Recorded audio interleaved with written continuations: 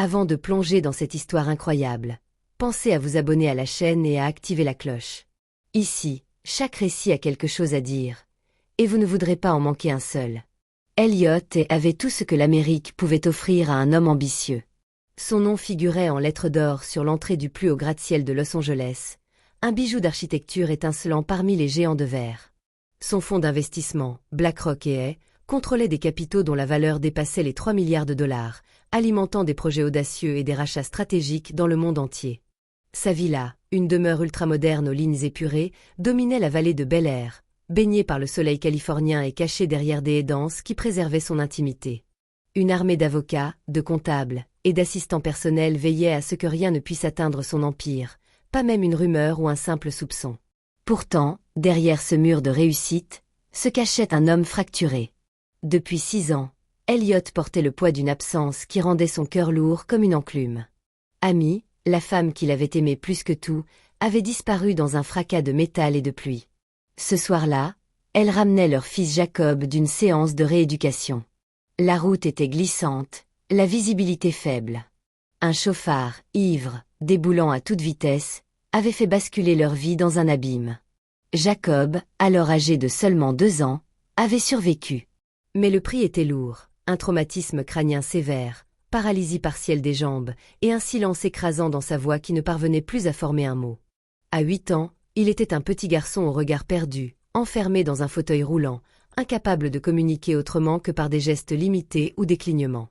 La maison immense résonnait désormais d'un silence lourd, presque palpable.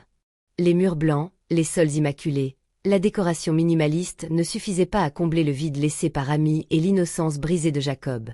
Chaque pièce semblait garder un souvenir figé, une odeur, un souffle qu'Elliot percevait à peine, enseveli sous le bruit lancinant de ses réunions, de ses appels d'affaires, de ses décisions implacables.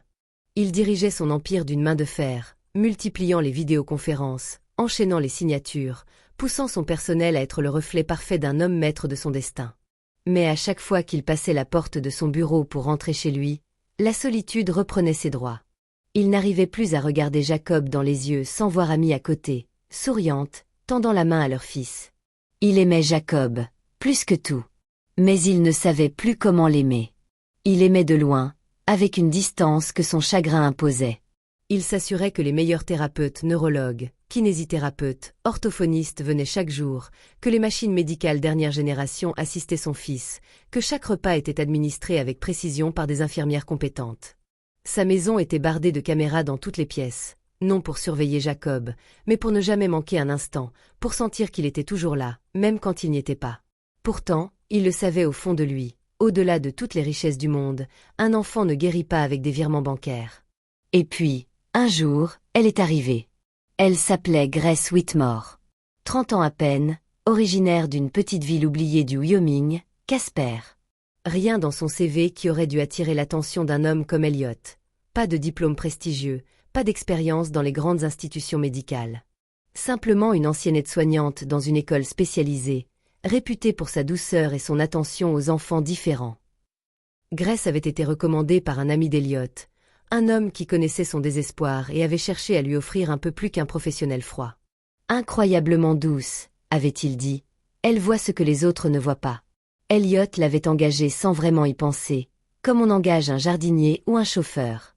Le contrat était généreux, 12 000 $ par mois, logement dans la petite maison d'invités au bord de la piscine, horaire strict de 7h à 20h. L'essentiel était que quelqu'un soit là pour Jacob, pour s'assurer que les gestes médicaux étaient respectés, que rien ne déraille. Le premier jour, Elliot croisa Grace dans le hall. Il lui adressa un regard rapide, un bref briefing. Il ne parle pas. Il ne bouge pas beaucoup. Il mange par sonde.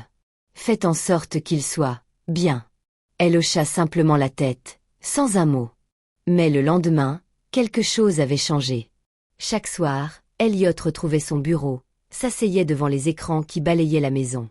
Il passait d'une caméra à l'autre, s'assurant que Jacob dormait, que les infirmières faisaient leur travail, que tout était en ordre. Il s'attardait parfois plus longtemps devant l'image figée d'un garçon immobile. Puis, un soir, il vit quelque chose d'inattendu. Jacob riait. Pas un rire fort, ni un éclat joyeux.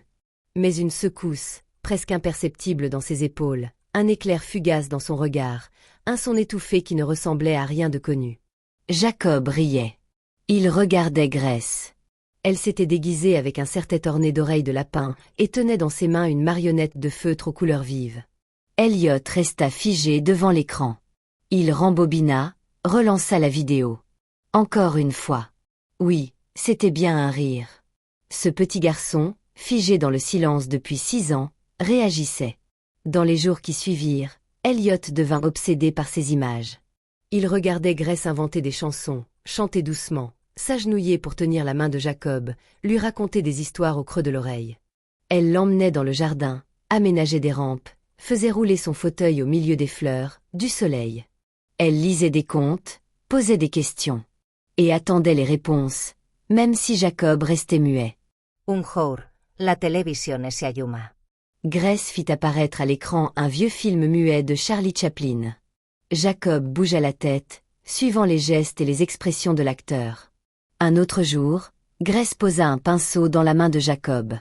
Elle guida ses doigts tremblants sur une toile blanche. Un trait maladroit apparut, maladroit mais réel. Le lendemain, un autre trait. Puis un autre.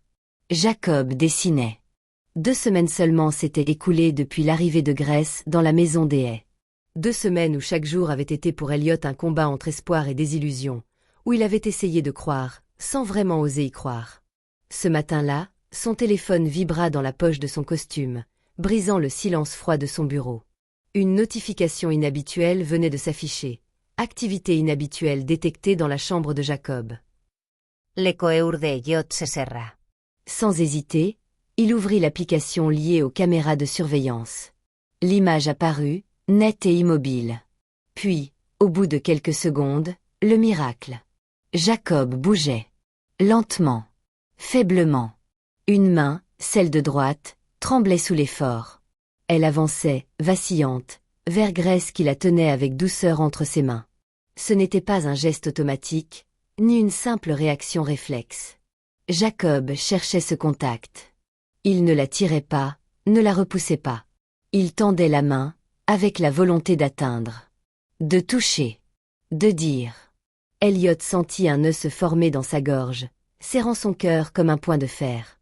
Les mots des médecins lui revinrent en mémoire, ses pronostics froids. L'état de Jacob est stable, mais figé.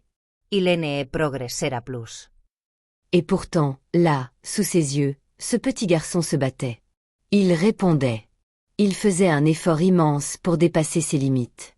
Les larmes roulèrent sur les joues d'Elliot, libérant une douleur qu'il portait depuis trop longtemps, un chagrin sourd qui se mêlait à une joie nouvelle, fragile et puissante. Il pleura pour la première fois depuis la mort d'Amy. Cette nuit-là, sans attendre, Elliot quitta son bureau, traversa le vaste hall silencieux et marcha jusqu'à la maison d'invités où Grace logeait.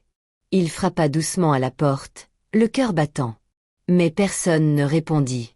La porte, entr'ouverte, laissait apparaître une pièce vide, immaculée. Sur la table, une enveloppe blanche trônait, presque posée comme un dernier adieu. Il s'assit, prit l'enveloppe, ouvrit lentement. À l'intérieur, une lettre écrite d'une écriture fine et régulière. Monsieur Reyes. Je vous rends votre fils. Je ne suis pas une thérapeute. Je ne suis pas une magicienne. Je suis juste une femme qui a connu la douleur de perdre un enfant. Ma fille, Ellie, est morte d'une maladie rare à l'âge de 6 ans. Je n'ai pas su la sauver. Mais j'ai appris à voir les signes. À reconnaître les enfants qui se noient dans l'oubli. Jacob ne voulait pas disparaître. Il attendait juste qu'on l'écoute. Je ne peux pas rester. Mon cœur ne le supporterait pas. Mais maintenant, il sait qu'il peut ressentir. Qu'il peut aimer. Qu'il vaut quelque chose. C'est à vous, maintenant, de le garder vivant. Merci de m'avoir laissé l'approcher. Grace. Elliot relut la lettre, les mots vibraient en lui, comme un écho lointain d'une vérité trop longtemps ignorée. Il se releva lentement, les mains tremblantes. Les jours suivants, Elliot chercha Grace. Il contacta des détectives privés, lança des appels à Casper, dans le Wyoming, où elle avait dit venir. Mais aucune piste, aucun indice. Elle avait disparu aussi discrètement qu'elle était venue. Un fantôme de douceur dans un monde de béton. Mais ce qu'elle avait semé dans le cœur de Jacob était réel, vivant. Aujourd'hui, Jacob a 14 ans. Avec une détermination inébranlable, il marche difficilement, soutenu par une rééducation quotidienne et intense. Il ne parle pas encore avec des mots, mais il communique autrement. Il dessine. Ses tableaux, empreints d'une sensibilité bouleversante, sont exposés dans plusieurs galeries. L'un d'eux, intitulé « Les oreilles du lapin », est accroché au-dessus de la cheminée du salon, un hommage silencieux à celle qui avait su réveiller son sourire. Elliot a changé aussi.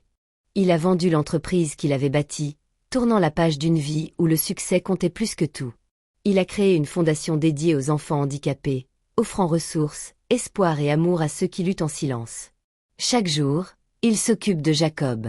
Ils se parlent sans mots, dans une langue faite de regards, de gestes et de silences partagés. Et chaque soir, dans son bureau, Elliot rallume les écrans des caméras. Mais ce n'est plus pour surveiller. C'est pour se souvenir. Pour ne jamais oublier le jour où son fils a recommencé à vivre.